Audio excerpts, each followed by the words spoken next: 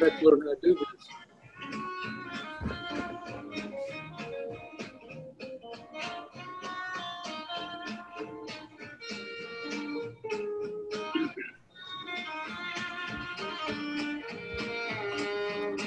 Hey, Scott. Yes, sir. How are you doing? I'm doing well. I'm doing well. I think Good. probably about ready to go ahead and get started. I see it's 7 o'clock. Right on.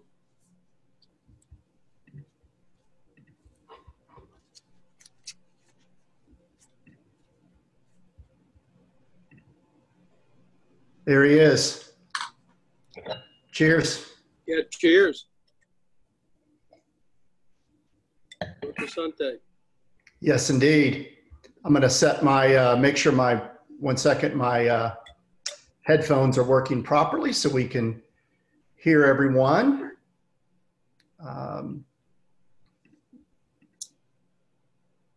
There we go. Ooh, your voice went down in decibels. Will you fix that? I put on my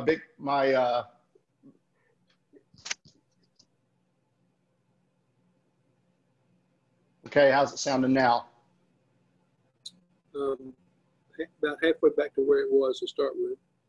Okay, well, I can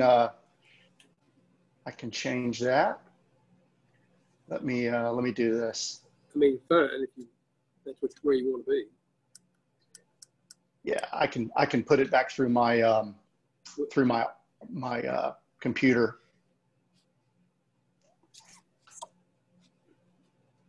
I really am glad you're a technological wizard. Okay. Oh, real good. Good. So welcome everyone. We have great wines tonight. And I guess, Ed, you have anything you want to kick off with? I know I have a slide that will show a little bit about our agenda tonight, and then you know, kind of how the you know, the whole evening will go. Yeah, I think I would like to say a couple words. Thirsty, if I may call you thirsty, is that? Sure. Thank you. Welcome to everybody, and this is our second tasting, and we really appreciate you being online with us. It's a whole new world, and we're learning as we go, so thank you for participating. We've got a survey back. Thank you. 10 people sent us back their responses to our last event, which was a TED Talk, as you know. And the survey results were wonderful. People were very kind. They did point out that we had some technological challenges last time with the audio, and we hope we'll do a better job this time.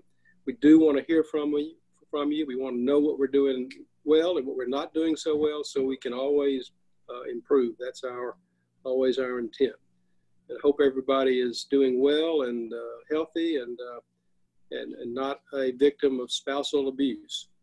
You know, I heard the other day that spousal abuse had doubled in Jefferson County in March. 120 people claimed to have had spousal abuse. And I thought I was the only one that had that problem. But I hope you all are well, and we look forward to this event. I think Thirsty and I would like to give you some early input. We want you to be interactive and participate along the way all the time. Ask any questions. We'd like to focus on these wines at the outset, and at the end, we'll kind of open it up for 10 or 15 minutes for just any questions you want to ask. But anything about these wines or what we're saying, please feel free to speak out and ask some questions. Yeah, that's my story. I agree, Ed. I think everyone be prepared. There won't be a test at the end, but we're gonna ask y'all to give us some feedback on what you're tasting, what you're experiencing. You know, give us some thoughts. You know, I think from the very beginning, Ed had a vision that this would be interactive and not just between the two of us, but amongst all 53 folks that are dialed into this. We're We hope that y'all will let the wine wash over you and give yourselves a chance to be a part of it. I'm going to share my screen one more time, or actually probably a couple more times, but I want to run over just some quick housekeeping things. Like last time, we're going to mute the audio for the entire session. This keeps the feedback down and allows everyone on the call to enjoy the interaction and the information. However, like last time, some of y'all are already using it. We're going to have the group chat going, so be chatting along. We'll be monitoring that for real-time questions, and then especially after we start tasting, we will allow folks to raise their hand and give some real-time live feedback about the wines, and then we can interact there. And also tonight, the virtual tip jar, the proceeds are going to go to Parkinson's Association of Alabama. That is if y'all don't know this organization, they're doing great work in Birmingham. I've donated wine tastings to their silent auction on several occasions. Ed is on the board of directors there. So, as we talked about before, we want to have a philanthropic element to this. So we'll have some information about how you can participate in that tip jar. And then also, I want everyone, if you don't have it right now, to just grab a white sheet of paper. This will allow us to all together kind of look at these wines, and we're going to spend a little bit more time tonight talking about what it means to taste these wines. And so Ed and I were talking beforehand that it would be good for everyone to have a sheet of paper. I've got mine here. So if you don't have one, just grab one from your printer or out of the recycling bin real quick.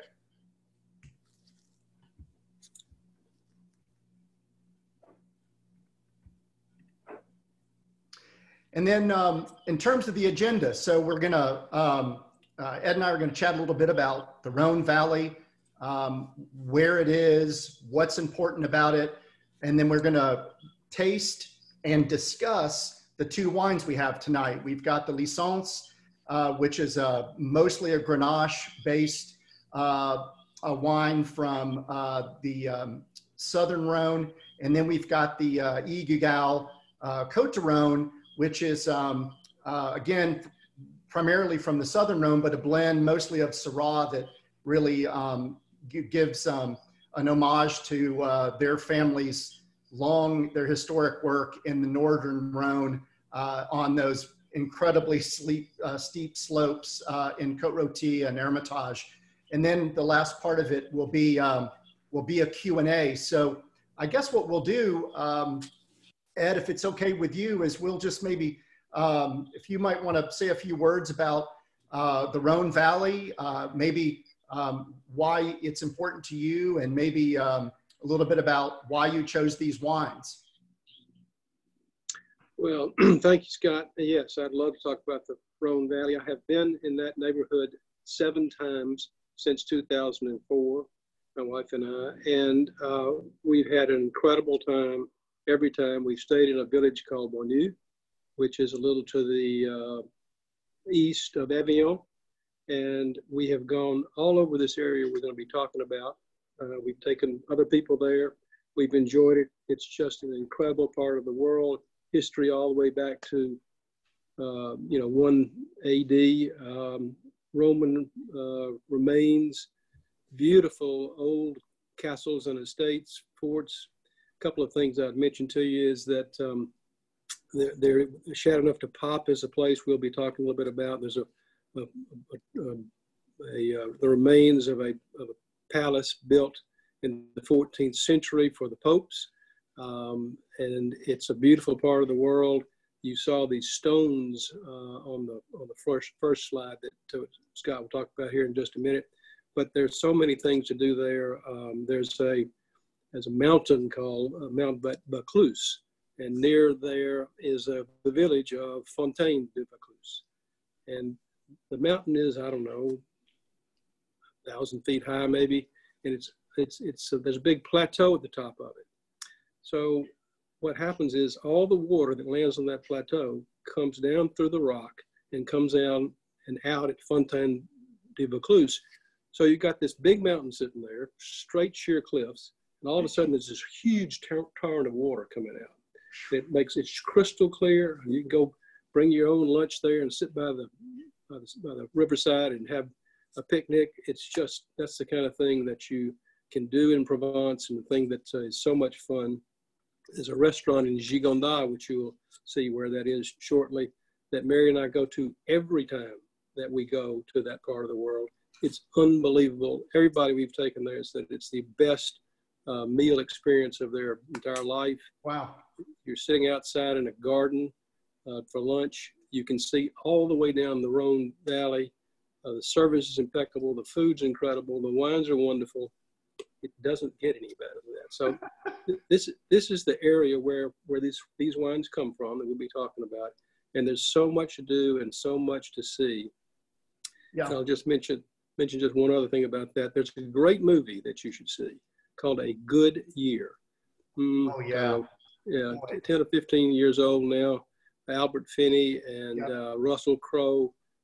Beautiful movie, great movie. It shows a lot of that part of the world. There's a woman in that movie called Marion Cotillard, who is worth seeing all by herself. But it's a great movie. Russell Crowe in a comedic role, remarkable. And it's just a great movie, and it shows you a lot about that part of the world. So I encourage you very much to see that. Yep. But that's my start. Real quick, we have a question. Someone's asking if you could repeat the little village where you and Mary typically stay when you're in that area. Right. It's Bonnieux, Bonnieux, I believe. Ah, perfect. And it's a great place. It's actually the first place we stayed in there is just simply a door in a cave. Wow. And you had a living room and a bedroom and a bathroom, and that's it. We moved up after our first visit and ended up staying in another place built into the rock like that. That was much more substantial, and the village is incredible. Again, it's a view down a long valley. It's in up at the top of in the mountains, so to speak. It's fantastic. And from there you can go everywhere. Every day we'd go an hour or two away and go to Nîmes or Arles, Saint-Remy or Châteauneuf-du-Pape or whatever. And Pont de Garde, by the way, I should mention the Pont de Garde, which is a structure built by the Romans, 2,000 years ago. It's an aqueduct over a river, and it's 300, 400, 500 feet high. Oh, geez. Just amazing. Whole part of the world is incredible.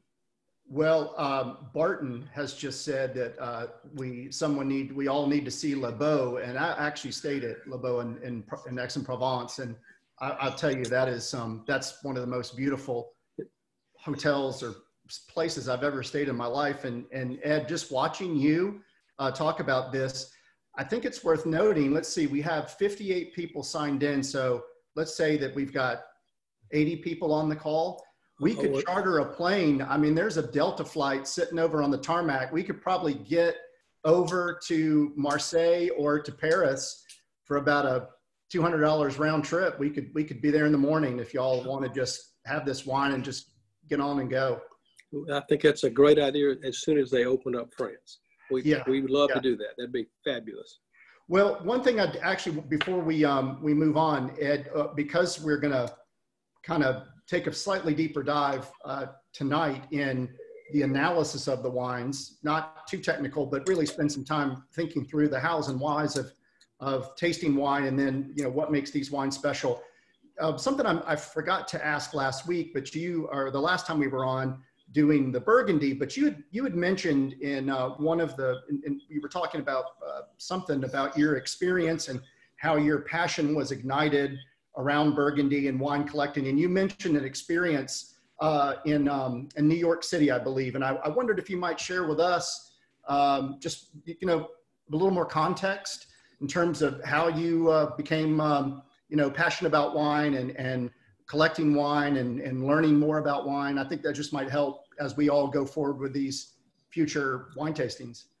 Thank you for that opportunity, Thirsty. I would spend a minute talking about that. So I went to New York to practice law after I graduated from law school on Wall Street, and met some nice young folks my age, and they took me under their wing. When I went to New York, the best wines I had were Mateus and Lancers. And but these folks had cellars, the families had cellars. They knew a lot about wine, and we traveled all over the city looking for the best wine shop in Manhattan. That was our goal. Yeah. Once, twice a week, we'd go out to a different wine shop, pick up some bottles and go back to somebody's apartment and taste. That was enlightening, but we found the best wine shop in Manhattan. It's run by a man named Bernie Frieden. Actually, his shop, the storefront, was not much bigger than Finch Fine Wines across the front, and maybe a little deeper, but not a lot deeper. It was on 2 Park Avenue, which is about 32nd Street and Park. So, it's a nice little shop, but pretty unpretentious and nothing like Sherry Lehman's or the other stores we went to. Probably had a couple of hundred wines displayed, but in the center of the store, every day, 100 cases of wine would go out of that shop. Among his clients was Buckingham Palace, Morgan Stanley, J.P. Morgan, all the big names. And so I got lucky. Bernie, decided I was somebody that really needs some help, and he was right about that, and took me also under his wing, and was just a wonderful man. Took really good care of me. I learned a great deal from him, and I bought wine for years after I came back to Birmingham. But I'd go up to New York. Whenever I'd go see Bernie, and I went one time, and I had never been down in the basement. Every day I'd see these cases coming up on a conveyor belt, and I said, Bernie, could I go downstairs? He said, sure. So I went downstairs, and downstairs, I believe, he rented an entire city block, and it was full of wine to the, higher than I could reach, stacks and stacks of fabulous stuff. So that was kind of my introduction to Bernie. I got a lot of stories I could tell you some other time about that, but to get back to the point, when I decided I was interested in opening a wine shop, it was because of Western's closing down. I thought about it, agonized over it. I decided I really didn't want to much get in the retail business. That was kind of a scary thing for me. But I got thinking about it. I thought about Bernie, and what he had was a cellar, huge cellar, thousands of bottles of wine, and only a few hundred under display. So I decided I would try to recreate that in honor of Bernie, have a small shop like we have, and a big cellar, because we have it online. We have thousands of bottles of wine for you to look at and choose from and go on and buy. And that makes it easier and saves time in these days. Everybody's, saving time. And so this is a good way to buy wine. It's easy. Yeah. That's how. That's a great story. And I hope that we're able to tease out some stories from you as we continue these tastings, Ed. But I'll also say, in addition to shopping, I also feel like your expanded wine list is also a great opportunity to learn about wine, because you can just read and see the different regions and see, you can attach a region to a grape or a place. I mean, it's really a great way to learn and just spend some time reading, and it's just a great resource. Some folks are asking, Ed, if you could repeat the name of that shop and whether or not it's still open. Quality House is the name of the Quality shop. House. Yep, at 2 Park Avenue. Bernie retired years and years ago and actually died several years ago. His son took over there. His son, remarkably, also died about, I think it's 2 years ago now. And I've really lost touch with the shop really after Bernie left. I bought from for years and years, but Bernie, I just wasn't the same for me. So I think it's probably still open, but I don't know for sure. Yeah. Well, let's enjoy a good hearty sip of this wonderful Grenache, and then maybe we'll just get a little context for where we're about to dive into geographically. And I'll put up that little map again, and we can look at it just to kind of set the stage for where we're going to go. And Ed, I'll have you kind of speak to the next slide, but like I showed the last time, I just wanted everyone to kind of see from a proximity standpoint where the Rhone Valley lies. You can see it's kind of due south of where we were 2 weeks ago when we were in Burgundy. And so just again, gives you a context in terms of latitude, you know, where Bordeaux is over there to the west. You know, you've got the Languedoc-Roussillon down there a little bit to the southwest, but then you can just see in terms of the country, how far south you are. And then we can look here at this map, which gives a kind of a deeper dive. And Ed, I know this is probably relevant to some of your travels. If you could maybe just help draw out some geographic touch points here that would then help us kind of steer back to the Rhone. I will do that. Thank you, Scott.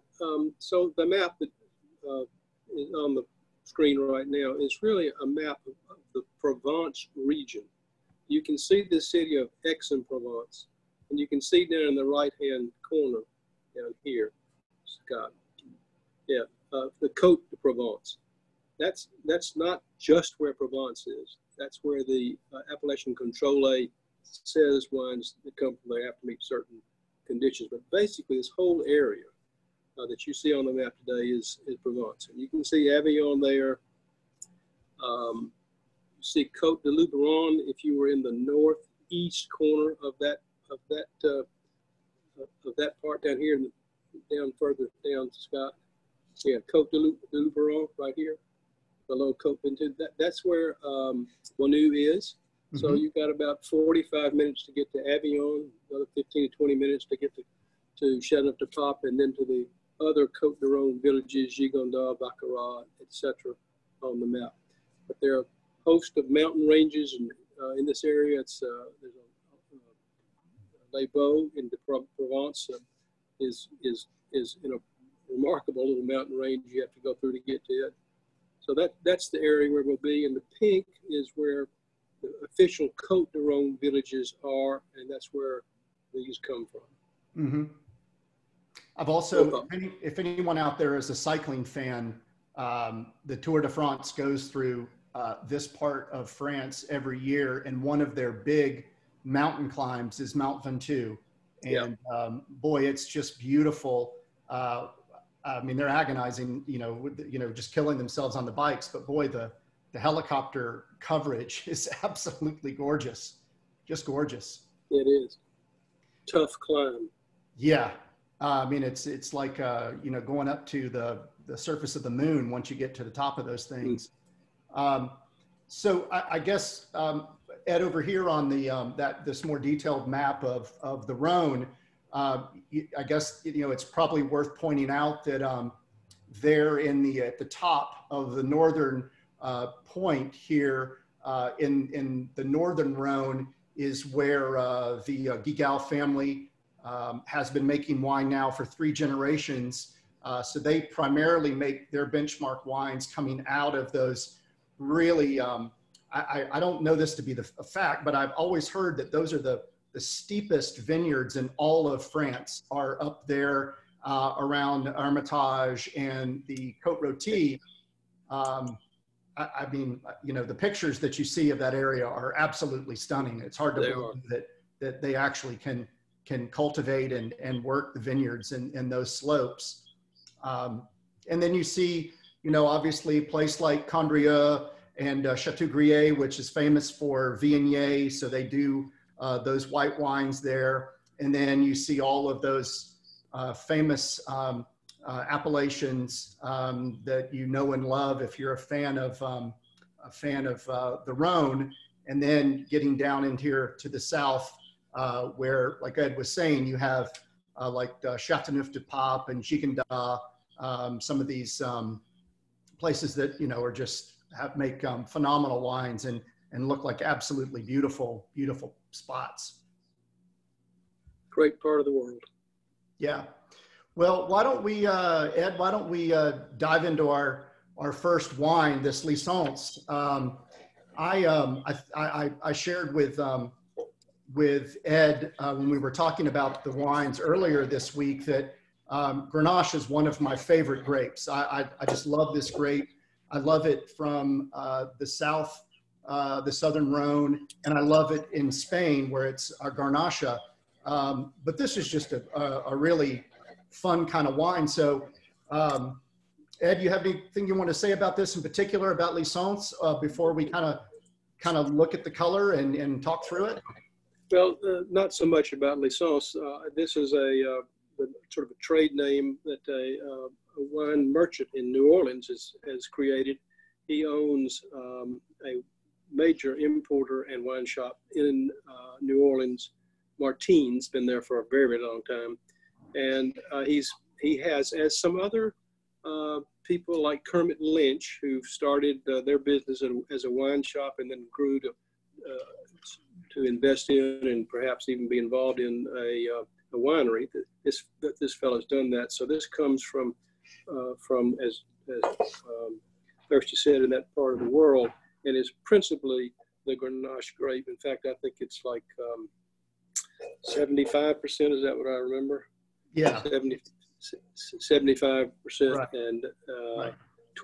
15% or so Syrah and 10% Mourvedre. But to answer your question, the first thing about this wine that gets me, and it does with Grenache every time, is the nose or the bouquet jumps out of the glass at you. It's yeah. Like, and I think this has just got a great nose.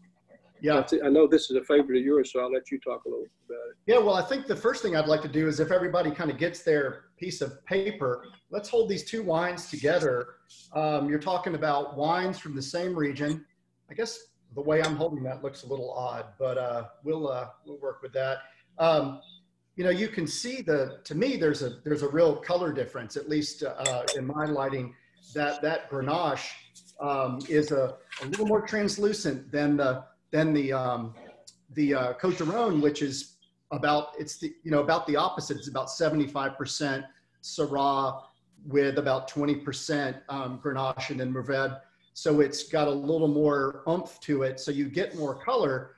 But you know, for those of you who kind of have thoughts about how you are evaluating wine, the one thing I want to point out about these wines, and you kind of see this in both of them, when you see a wine that has kind of a more red tinged edge, that usually tells you that it's going to be a little bit higher in acidity.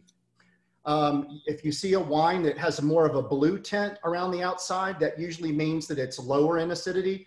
But that bright red edge usually is a telltale sign that it's going to be a little bit higher in acidity. And then that overall red color is going to communicate that it's probably a young wine, because as the wine ages, it's going to probably take on a little bit more of that orange color. But this is a bright, very bright kind of color. So we're gonna know right away that it's probably young and fresh. And the fact that it's translucent will also tell you that, I could tell you a couple of things. It can tell you that either it comes from a cool region, so there's not a lot of ripening, so less color to give, or maybe the winemaker chose not to keep the grape skins in contact with the juice for very long, so there's less extraction.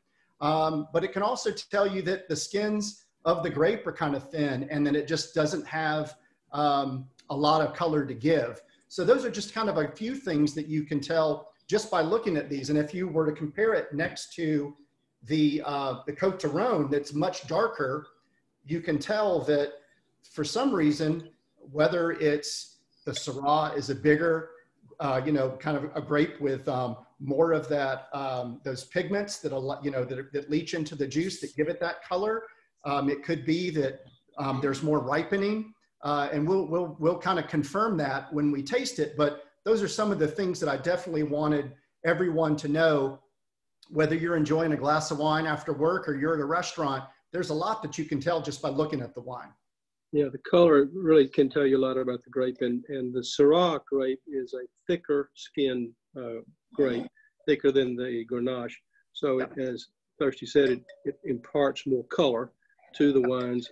Also, as Thirsty mentioned this, if you look at the edge of a wine, you can tell a lot about the age, as a matter of fact. And since these are very young wines, there's not so much to tell. But I think if you look at the Syrah down through the paper, you can see that there's not hardly any orange or edge to it. Mm-hmm. The color goes virtually to the very edge of the wine. And with the Grenache, though, I think there's a little more lightening of the color on the edge, yep. which as Thirsty said, can indicate age or just an earlier maturing vintage. And I think that's what you have in this particular wine. I think it's just a vintage that was, is and will be more early maturing, whereas the Guigal can last for several more years and improve. And by the way, Thirsty, as you know, I opened, got some bottles of these two wines, opened them on Tuesday night, and had a little, and left them in the bottle and put it back in the fridge, and did that Wednesday night and Thursday night. And the wines aged as they will do, is under exposure to air. I did not pump them; they just opened. And the early maturing Grenache began to show its age after 3 days being open. This is a trick that Bernie taught me. And it's a good way for your first time with a wine. You want to see whether it's something that lasts a long time, whether you want to buy it or what stage it's in. That's one way to find out. Yeah, it's great advice. Well, why don't we do this? Why don't we just everyone take a sip of this wine, and before you swallow it, get a little in your mouth, and then kind of swirl it around your mouth, kind of like you were gargling with mouthwash. You know, the wine pros call it chewing the wine, but you want to allow every part of your mouth to experience it, your cheeks, the sides of your tongues, the tip of your tongue, the top of your tongue. So, and if you are really careful, you might even suck in a little bit of air so it aerates the wine. I'll try it. I know Ed's good at this, but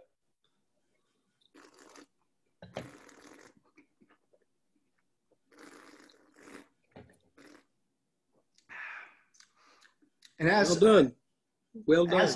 As Ed mentioned the last time we were around, you know, the idea is that you really want to aerate that wine and unlock those volatiles so the aromas are circulating in your mouth.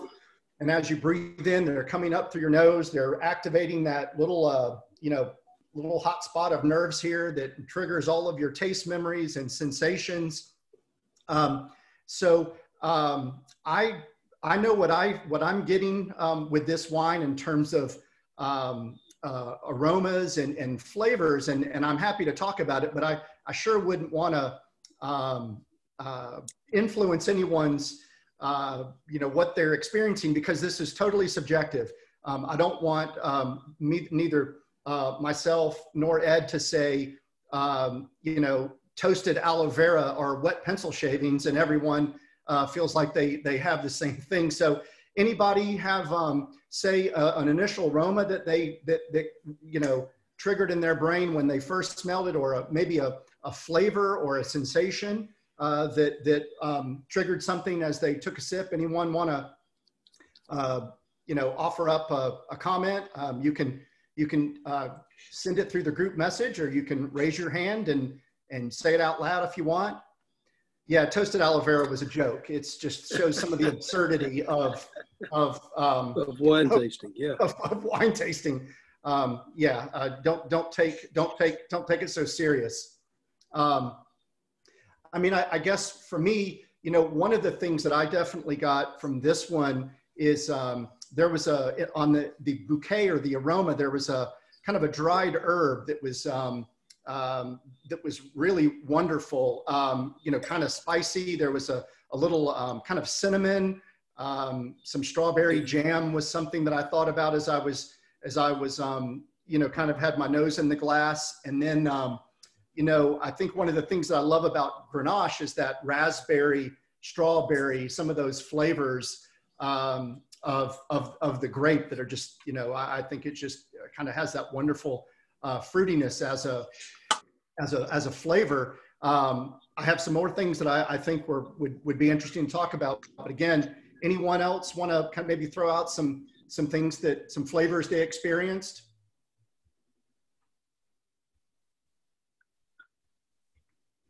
Okay, don't be shy. You can't be wrong. Nobody. Go ahead. No, I was going to say, it's always fascinating to me to read wine reviews because they'll go on and on with these flavors and stuff, and I'm just saying, where is this guy getting this? It's crazy. So really, this is definitely not science. It's definitely art. So yeah, well, I think you know, Ed, I don't know how kind of your experience was. You know, to me, this had kind of a medium to light body.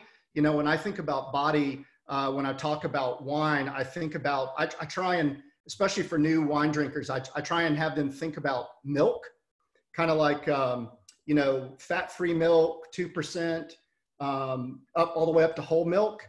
So they can, because we've all had that, you know, the fat-free milk, you kind of drink it, you feel it on your tongue, but then you swallow and the flavor's gone. Whole milk definitely has more weight, more viscosity. You take a sip and, you know, that flavor, that richness of the milk sticks around. And so I always encourage people to think about wine that way.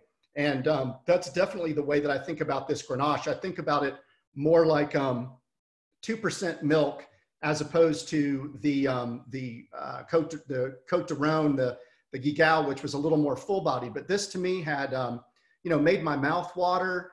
You know, it had that really, you know, kind of fresh acidity.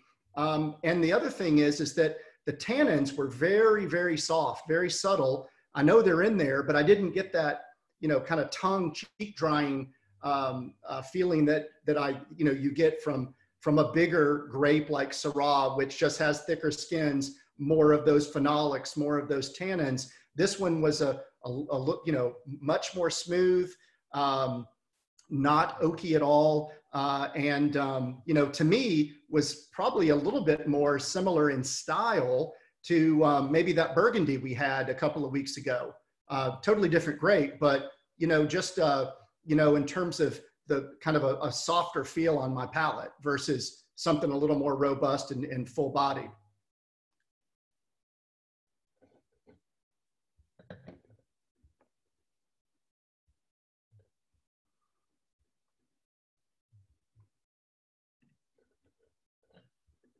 Guess not. Oh, lost me? Yeah, I think you're on. We got you. Okay. So anybody else want to make a comment on the Grenache-based wine, the licence? Someone mentioned bell pepper. Bell pepper. Maybe. I was just going to say that for me, this wine is just all about fruit. It's raspberries, it's cherries, it's maybe black cherries, a little maybe black olive.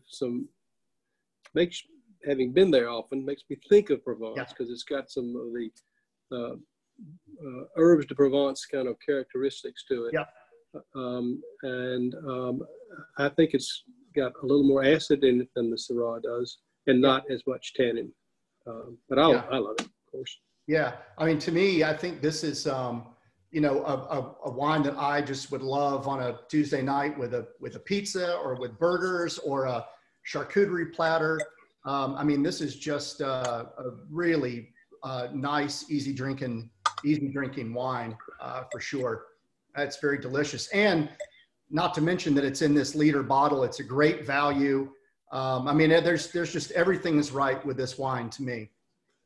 You know, that reminds me, Scott, I should say one thing. We have given you a liter bottle as well as a 750 here. And you don't have to drink it all.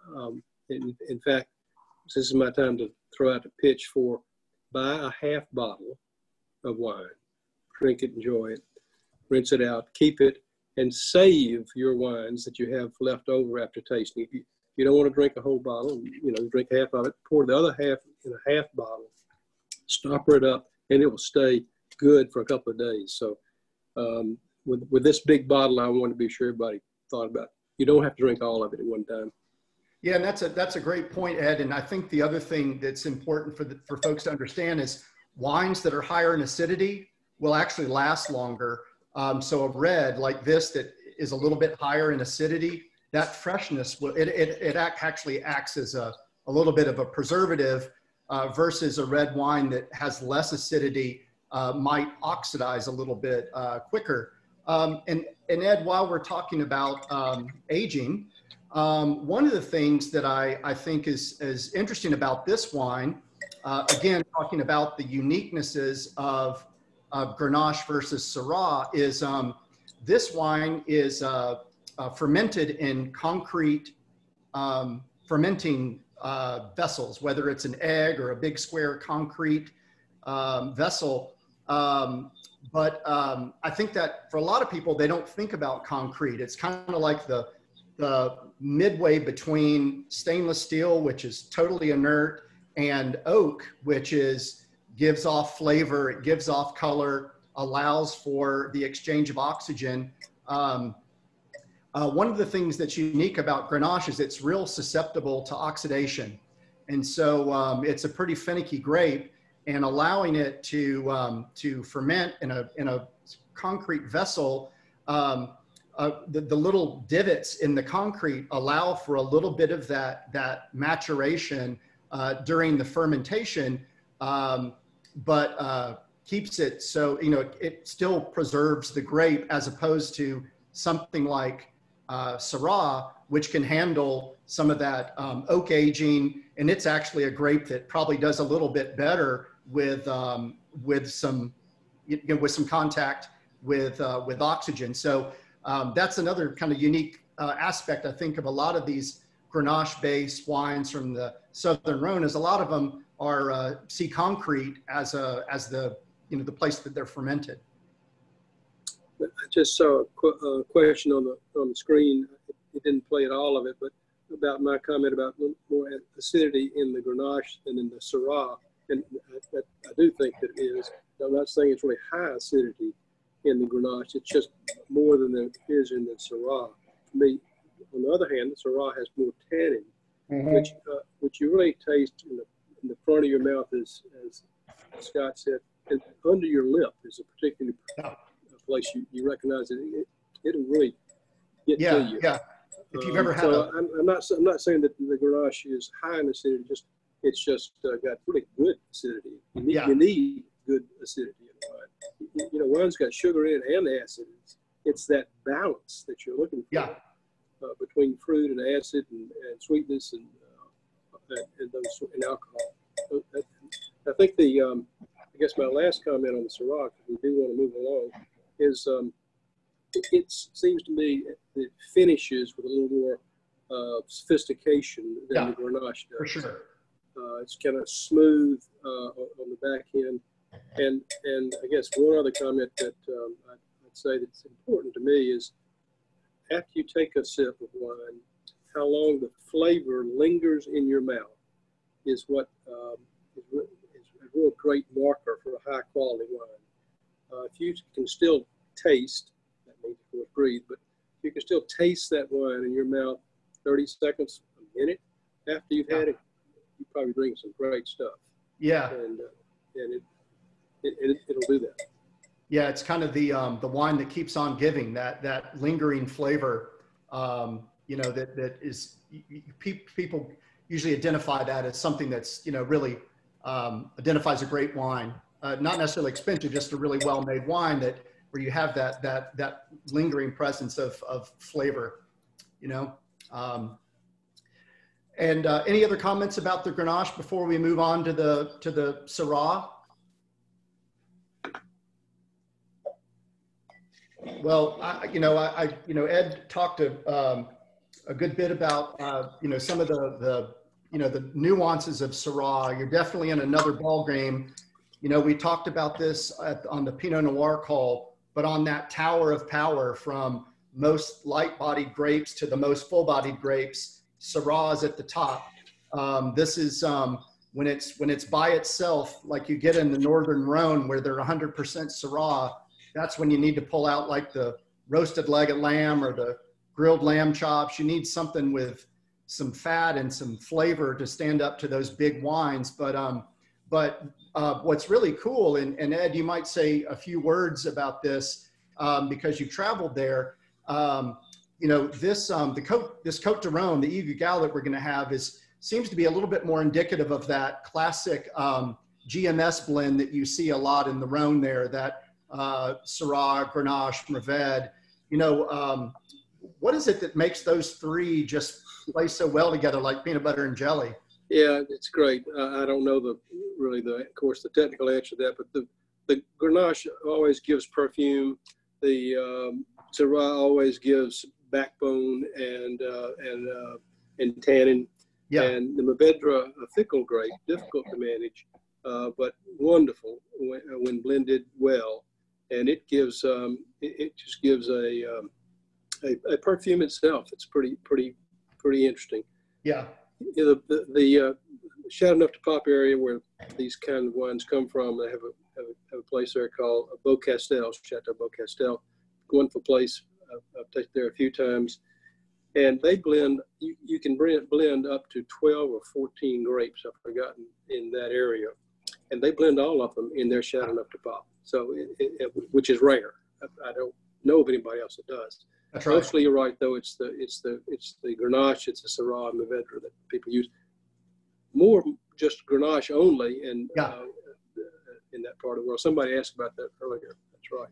Yeah, the other thing that I think is very interesting that a lot of folks don't know is that the wines in the Northern Rhone, where we were like at Côte Rôtie at the very top of that map, and then you had Condrieu, which is like the historic home of Viognier. A lot of those Syrahs have a little bit of Viognier in them, so they actually put a little bit of that very floral, aromatic, full-bodied white grape Viognier into some of those giant, world famous Syrahs. So yet another kind of weird, uniqueness about that region. Okay. We're not getting comments out of anybody. Shall we have to call on people, you think, Scott? We got all the names. We can just call on them if they won't speak up. Okay. I'm gonna take a flyer here, and I'll pick someone here. This guy has commented a few times. Mr. Oglesby, you've chatted on the via the group chat. Any thoughts about the Syrah, the Côtes du Rhône, in terms of what you've experienced? Am I off mute now, for goodness sakes? I think you are. Oh, wow. Okay. Wow. So yeah, the difference is pretty astounding with the two, right? The Syrah based. The biggest question for me was around, we talked a little bit about the aging of these wines and how one ages a little bit better, the Syrah. Why is that, right? And is there a Southern Rhone Grenache-based wine or that's predominantly Grenache that ages well, that's worth keeping around? Yeah. I would answer that. Really the grapes. I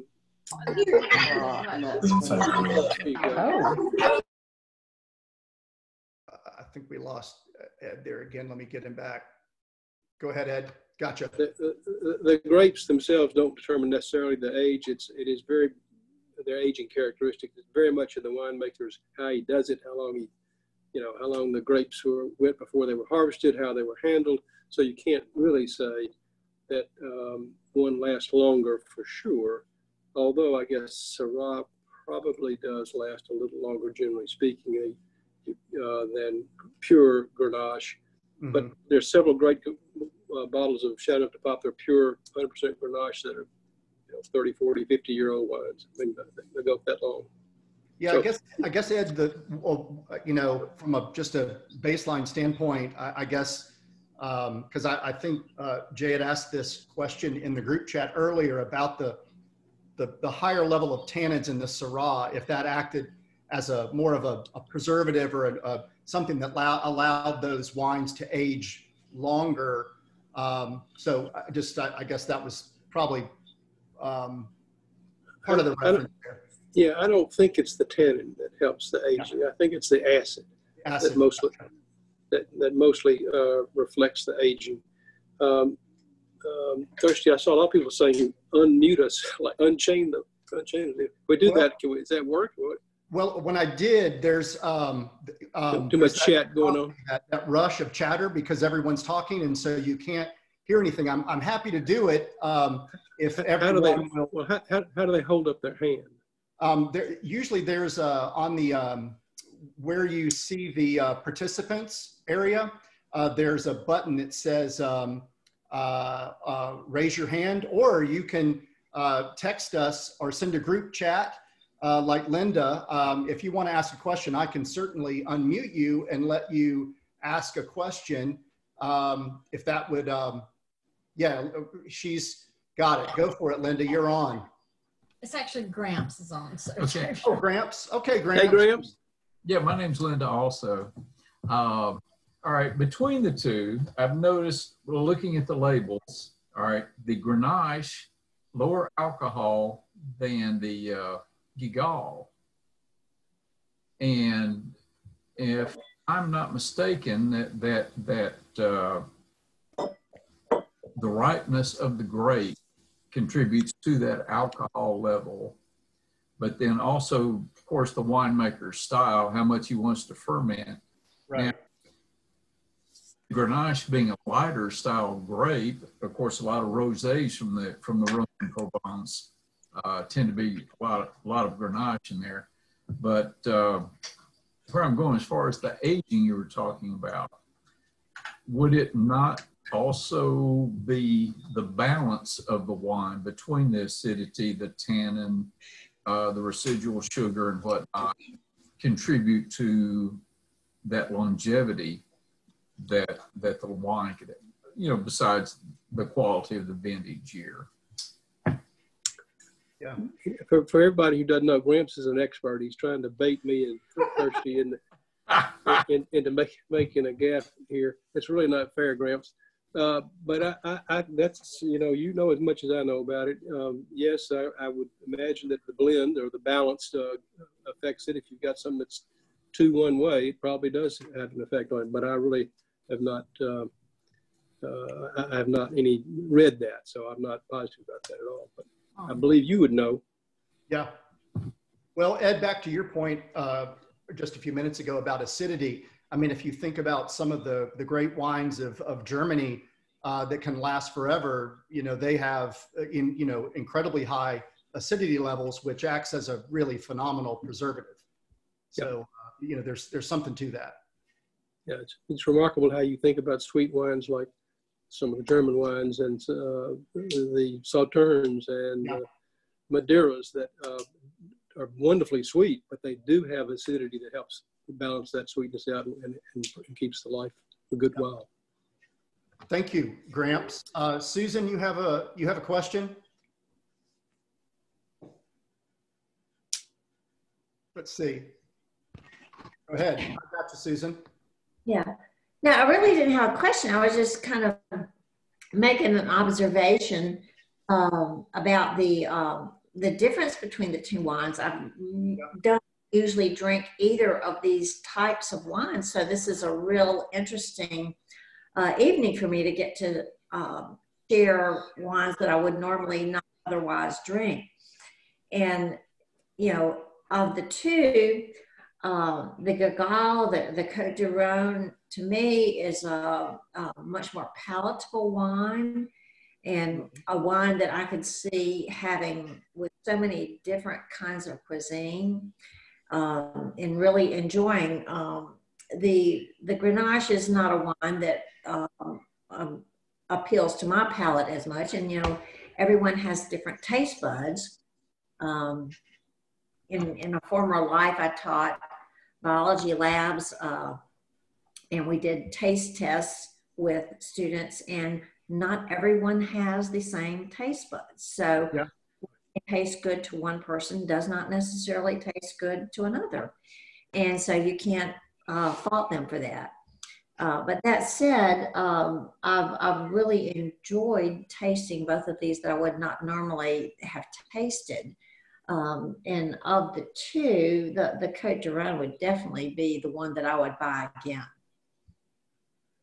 Yeah, that's great. Why they make thousands of wines, so everybody can have a choice. That's right. Doctor, thank you very much for your question. Peanut butter and jelly, you know? Yeah. Well, yeah, that's right. That's right. You mentioned this, and I've seen this come up several times in the group chat, but in terms of food pairings, I'll have to say for me, in my humble opinion, these wines that are Syrah based and Grenache, particularly this Côtes du Rhône, that wine and barbecue to me are a match made in heaven. And it can be like a pepper crusted brisket, really kind of latches on to that black pepper quality of Syrah.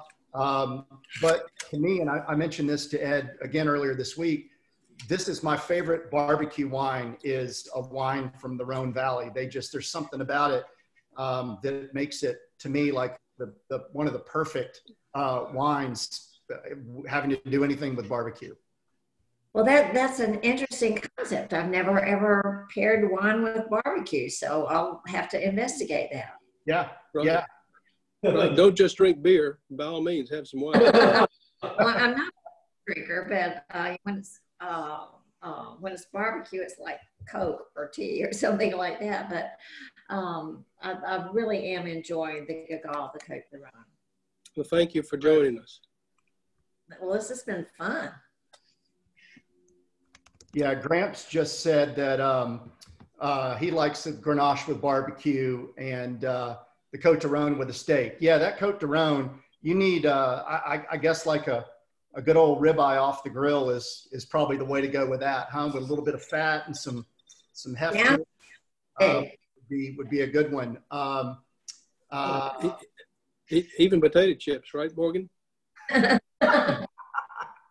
right. You must have video. I do. Is it crackers? That's right. Yeah, let's see. Jay said that his favorite pairing is Grenache and Netflix. Yeah, I know all about that these days.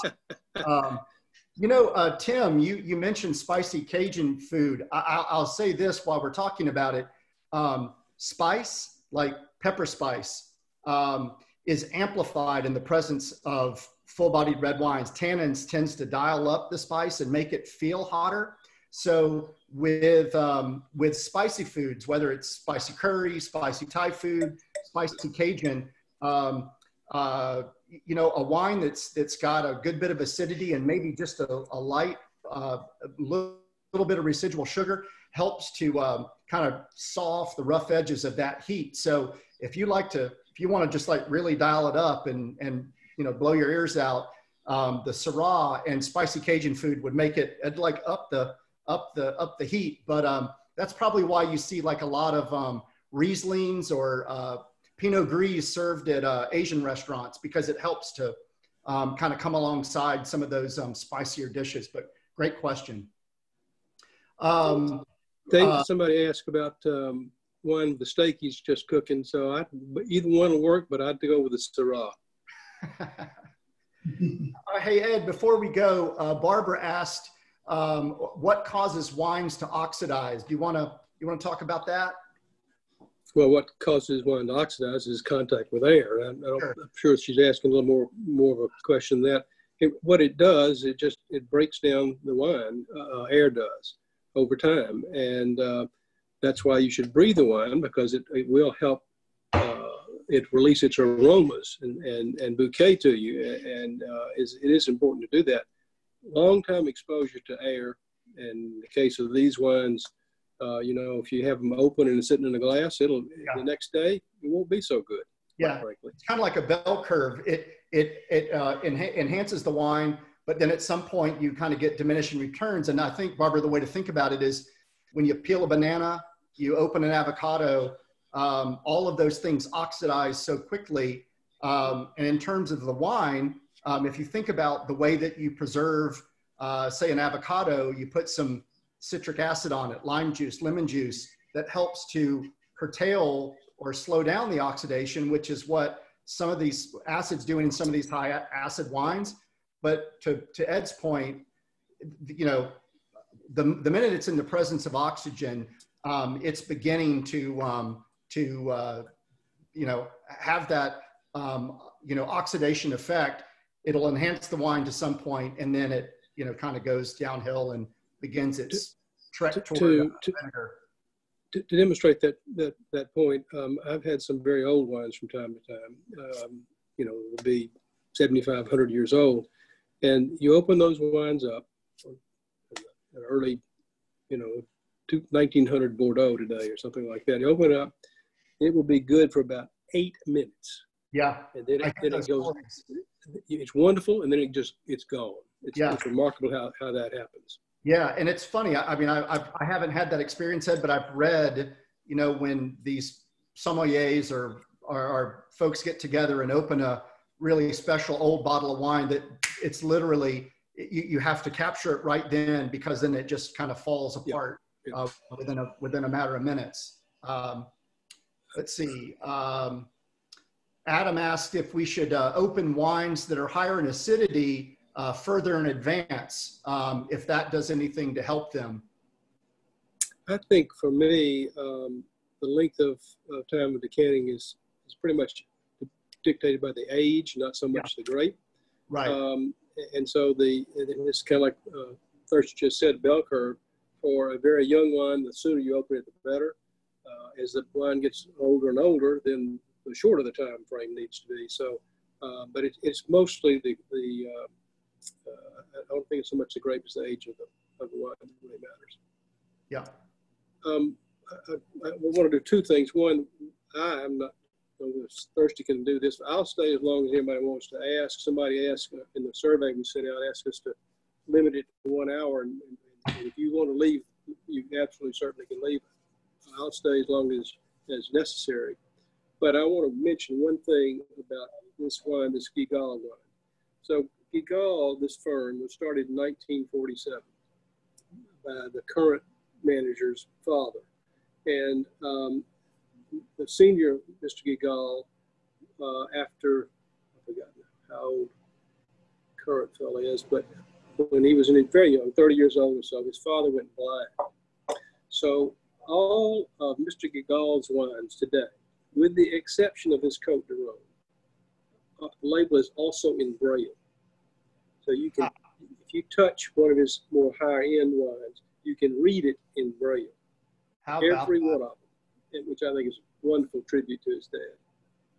That's a great story. Great story. Joy, you had a question? Yes. Am I unmuted? You're unmuted. Angel, I took a shower for the first time in 6 weeks. I just want you to know it's for your broadcast. Okay. Who took a shower? Who took a shower? I finally took a shower. Joy We've been did. in quarantine, okay?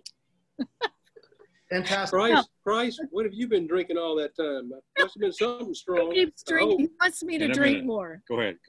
Okay, so all I want to know is, I love all the tips y'all are giving, but I love also, you've kind of answered what we can pair this with.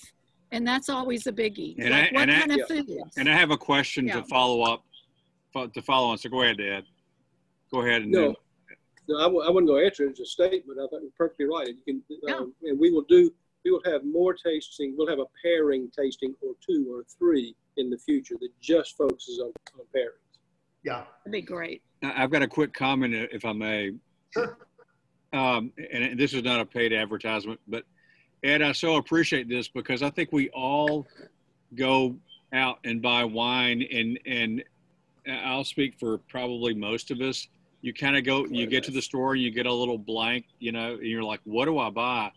I can't tell you how much I appreciate the fact that these are two of the best wines we've ever had, and they're $20. I mean, it's refreshing. you're not breaking the bank. So thank you for offering that to this community. I think it's incredible. So thank you. That is our goal, is to bring value to the price point. You know, this is the best. This is you can't buy a much better wine for this kind of price.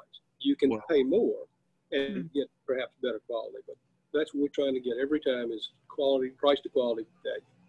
Well, thank you so very much. So thank you. I appreciate it.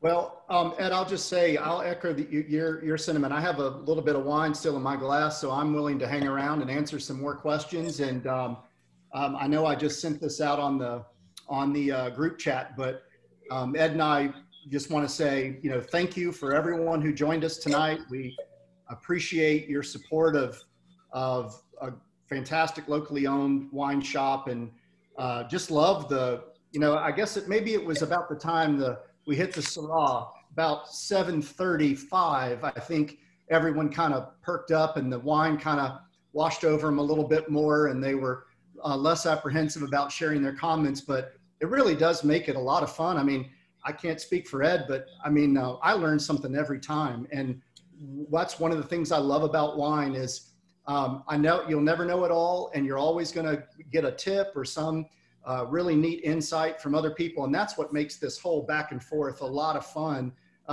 You know, Ed and I, you know, have a passion for wine, but man, it's so much better when you can enjoy it with friends.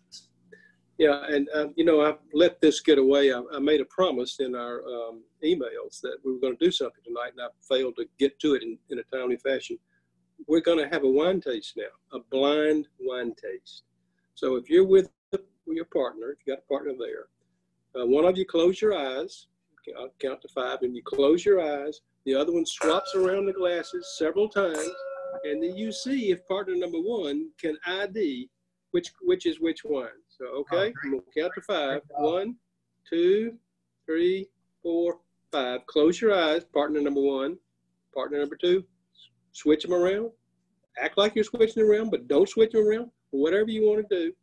Let's give them a few more seconds to make the switch. Okay. Partner number 1, you can look at, smell, and taste the wine and tell your partner what it is. Maybe.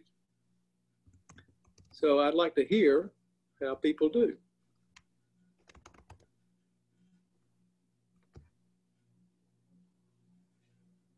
So what's the verdict? How we doing out there? Okay, everyone. Everybody doing it? Scott, can you tell the difference? Christopher said I think I can. Yeah. Jay said his wife knows, but it's no fair because that's because Côtes du Rhône Syrah is their house wine, so that was unfair. Christopher said he's by himself. Adam said they both got him right, which is great. Well done. Yep. Let's see. Sean got it right. Sean got it right. Well done. Okay, that's great. Wendy better have nailed it. That's right. Hey, Ed, there's a question here. It's come up a couple of times. Can you talk about Châteauneuf-du-Pape as an AOP? You mentioned it's something that ages well. Which ones would you be hoarding now, or would you recommend? I do love Châteauneuf-du-Pape, and I have a fair amount of Châteauneuf-du-Pape. The last bottle that I had of Châteauneuf-du-Pape was probably the 2000 vintage, and I have them all the way through 2010. I have a variety of Châteauneuf-du-Papes. They're the good stuff. Is like always, it's expensive. I have some Beaucastel and Vieux d'Aujon, and I have some wonderful wine from Ville du Julian, which is a remarkable place where I've tasted, where there's a German chemical engineer, vineyard master, and a French generations in place wine maker.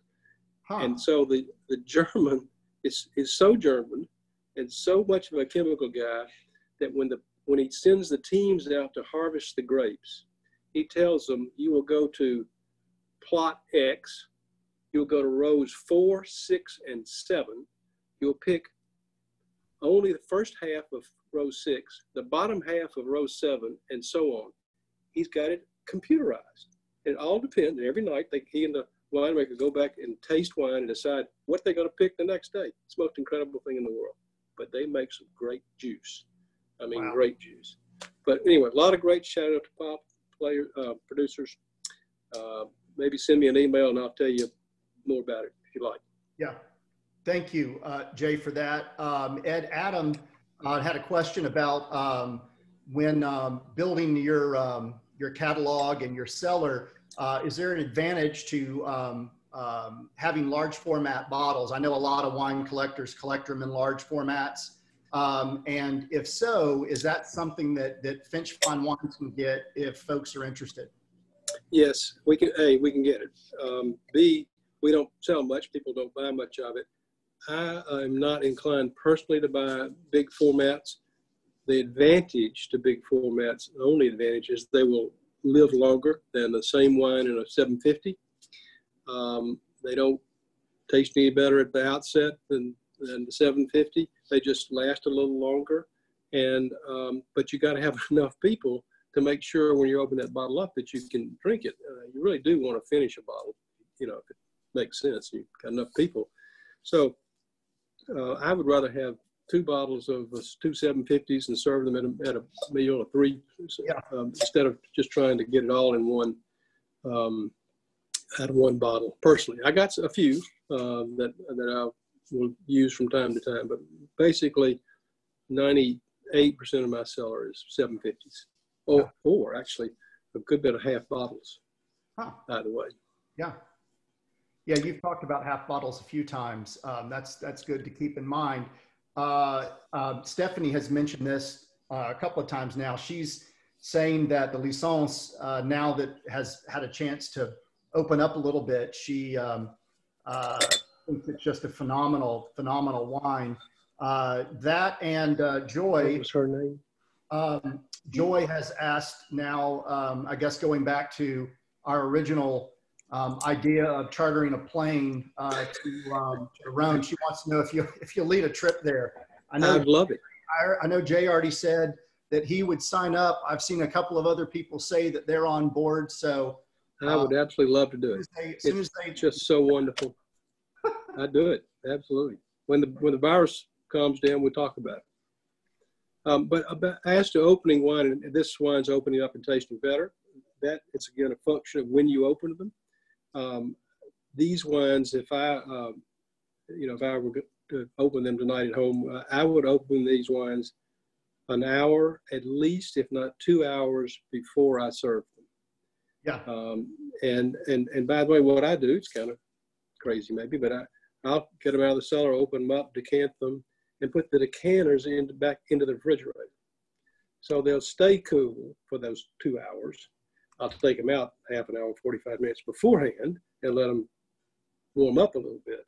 But you don't want a wine to get warm. Red wine, warm red wine is just anathema to me. It just does not taste like it can taste if you got it closer to cellar temperature of 55, 57, 60 degrees, something like that.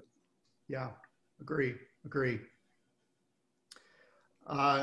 Anything else? I think we're wondering right now whether or not the wine is opening up or whether we are. And I guess it's probably a combination of both, huh? Right. That's what it does for you. It's wonderful. Yeah. All of you, next time we have one, open your wine up, at 5 o'clock and start drinking at 6, and then we'll come on at 7. That'll be maybe a lot more fun. Yeah, I've one of the things that I talk about in my tastings a lot is I always encourage people to think about the serving temperature of their wines. I feel like, generally speaking, we serve our white wines too cold and our red wines too hot. Because, you know, if you've ever had a cold potato salad or a cold piece of pizza, cold mutes flavors. And so, you know, when you serve an ice cold wine, you're going to get nothing but acidulated water. You don't taste any of the fruit. And the opposite is is true for a red wine. When it's too warm, as Ed said, you just get flab. You get all the alcohol. You don't a little bit of chill. I tell people, if someone brings a bottle of red wine to your table, touch it, and if it doesn't feel cool, you're wasting your money. The same thing with a bottle of white wine. If they bring that bottle of white wine to your table and it's ice cold, it'll be, you might as well take it home because it won't be ready to drink until after dinner. So don't be afraid to buck tradition. I have so many anecdotal stories of people who go to a wedding reception in Mississippi in June. It's 110 degrees. You come out of the wedding, you go straight to the bar, you get that glass of Chardonnay that's been in the ice trough. It's so cold that there's condensation coming down, but it slakes your thirst because the acidity is so high. And then you talk to a friend, you put that glass down, you come back an hour later, it's warmed up, and you're like, oh my goodness, this is a totally different wine. And it really just shows both red and white what happens when they have the right, when they're served at the right temperature. There's a reason they call it cellar temperature. And a little tip, if you're at a setting where you can't put the glass down and come back to it, you know, you're at somebody's house and they've served your white wine that's too cold, you can hold it like this. So you cup the whole bowl with your hands, and for long as you can get away with it, basically. And you'll warm a glass up pretty quickly by doing that. So if you got one that's too cold, that's a little bit of a solution to it. There's no solution to a red wine that's too hot, though. Although I have been known only one occasion or two when I got one that was really too hot, just to drop an ice cube in it and stir it around quickly and take the ice out. The temperature will cool quickly. Yep. You do need to get the ice out. People say it's a horrible thing to do, and it is a horrible thing to do, but better than drinking a hot red wine. Yeah, agree. I see this comment down here from the Cospers asking about Loire Valley wines. I'm a huge fan of Chinon. I love wines of the Loire Valley. You know, you've got great Sauvignon Blanc. You've got over there at the the Muscadet over on the west side. It's a wonderful region. You've got the Crémant from the Loire. So I'm sure that somewhere on Ed's runway there's some Loire wines on there. But listen, the best way to influence these things is as y'all are interacting with the shop, be sure to tell them what it's always better when the curriculum or these wine tastings can be fashioned around wines that everybody loves or wants to learn about, and that are in the shop. I mean, that's where the real magic happens. So don't be shy about sharing that with Wendy or Todd or Ed when you're interacting with them, because all that's good stuff. Yeah, the Loire is a great place. We spent a good bit of time there as well and had some fabulous trips. It's beautiful and great wines. One of the great white wine makers in the world is in the Loire Valley. Yeah. Monsieur Bommard. Right. Produces a great Sauvignon. Well, do we have Ed? Do we have enough energy to talk about one more thing about the Rhone? There's a question here about white wines of the Rhone. We talked a lot about Syrah and Grenache. Touched a little bit on Viognier, but you've got what, Marsanne, Roussanne.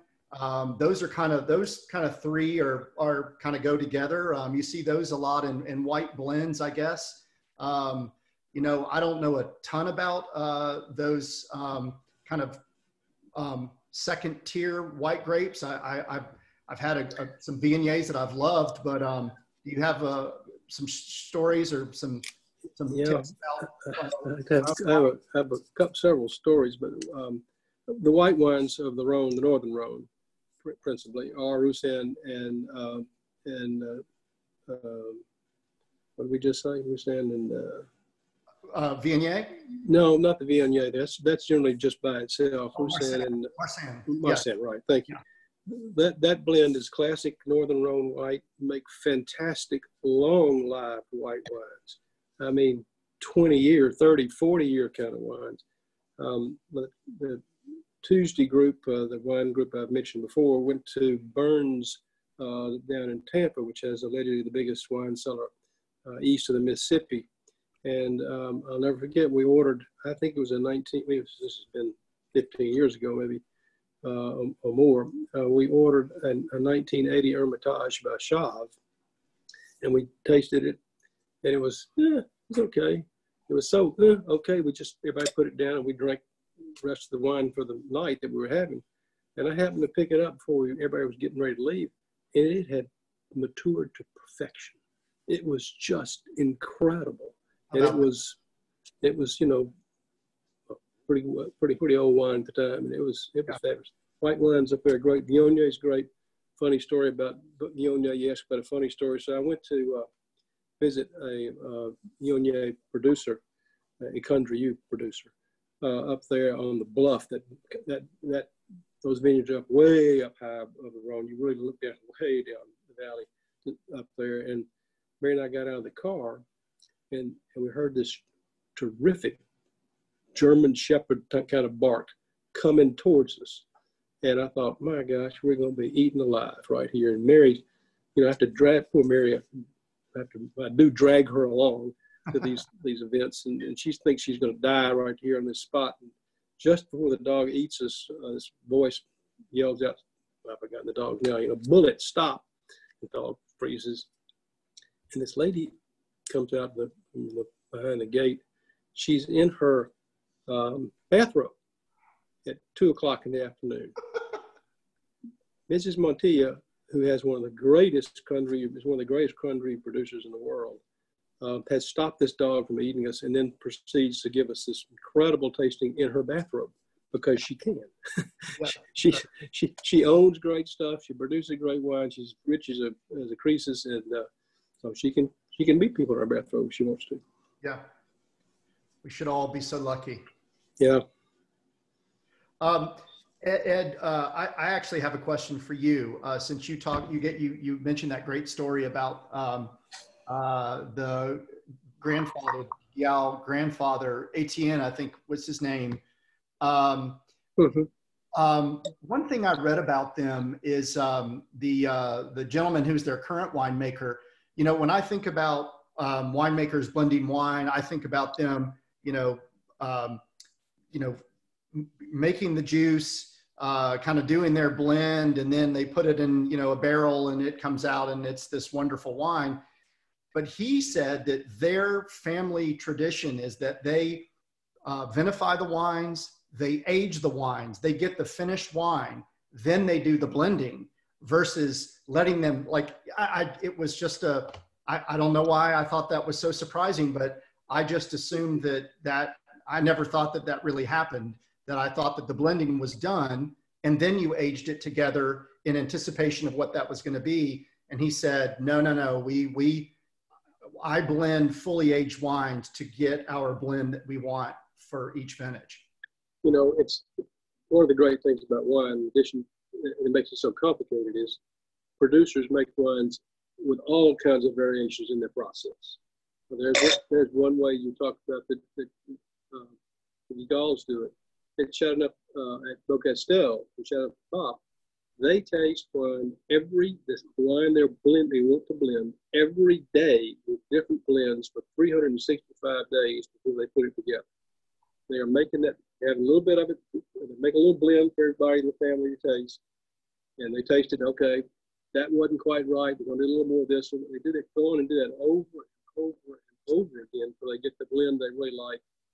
And then they put it all the barrels together. They identify them separately, all different grapes separately, and then blend them over time. It's amazing. So everybody does it differently. Some people, as you know, first will age some of the wine in old oak barrels that are 3, 4, 5 years old, and some likewise same wine, talking about the exact same wine, same vintage, in a different container, bigger cask, smaller cask, concrete, all kinds of ways. Everybody has a different style, which seems makes it complex. Yeah. I'm fascinated by the nuances of what can happen, but and you're exactly right. More neutral oak versus fresh, new oak that's going to impart more flavor. Even where they're doing things like co-fermenting, where they're having different varietals together through fermentation. I guess you're right. It's all about the wizardry of that winemaker and that their vision for what that final wine will be. It's really fascinating. It is fascinating. It's very complex. Well, we have taken a lot of time, everybody. And I'm thirsty. I'm going to be respectful of your time because you're kindly volunteering to help us out here. We need help, everybody. We need you to tell folks to come to the shop, buy some wine, because we're like everybody else. It's a difficult time in any kind of retail business. So we appreciate everybody that's on. Appreciate Thirsty for doing all that he's doing for us right now, and we're going to keep on trucking. You bet. Well, I hope everyone has a great weekend, and always good to chat with you, Ed, and talk about wine and with the others. And I guess we'll wait to hear about the next wine tasting, which we hope to be in 2 weeks. So everybody will get that information about what our next lineup will be. But hope you all have a wonderful evening and stay safe. And we'll all reconnect around a glass of wine here soon. Thank you again, Thirsty. And we'll have an Ed talk next week. And then we'll keep alternating that format for a while. And you'll get a survey. Please answer it. We do want to always improve. Yeah. Thank you, guys. Appreciate everybody being on. Have a great evening. Bye-bye. You too. Bye.